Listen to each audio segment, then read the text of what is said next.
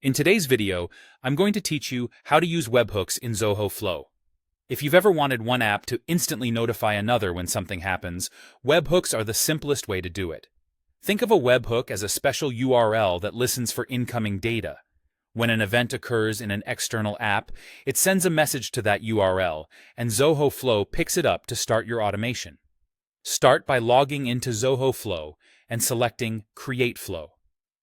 Give your flow a clear, descriptive name so you'll recognize it later, then click Create to open the flow builder. You'll begin by setting up the trigger. In the trigger list, find Webhooks and click Configure. This tells Zoho Flow to start running whenever that webhook receives data. Next, choose the payload format you expect to receive. JSON is the most common for modern APIs and services, and it preserves structure with fields and values. Form data is typically used by web forms and older systems that submit key-value pairs, like what you'd see in a typical form submission. Plain text is best for very simple, single-string messages. Pick the one that matches how your external app sends information, because it affects how Zoho Flow reads and displays the data. When you're set, click Next. Zoho Flow will generate a unique webhook URL for this trigger. Copy it and keep it secure. Anyone who has this URL could send data to your flow, so treat it like a secret endpoint.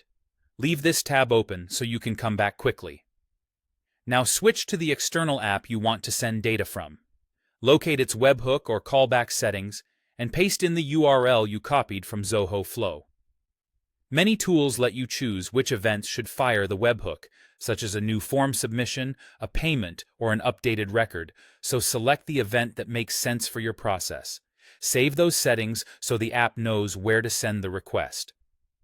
Back in Zoho Flow, click Test to send sample data to the webhook. This lets you confirm that the payload format is interpreted correctly and that the trigger is ready to receive real-world requests.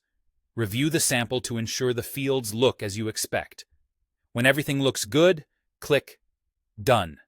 From this point on, your flow will run automatically whenever that webhook receives data from your external app. If you ever need to troubleshoot, revisit this trigger to confirm the URL, the payload format, and the most recent test. That's it. You've connected your app to Zoho Flow using a webhook, ready for fast, event-driven automation.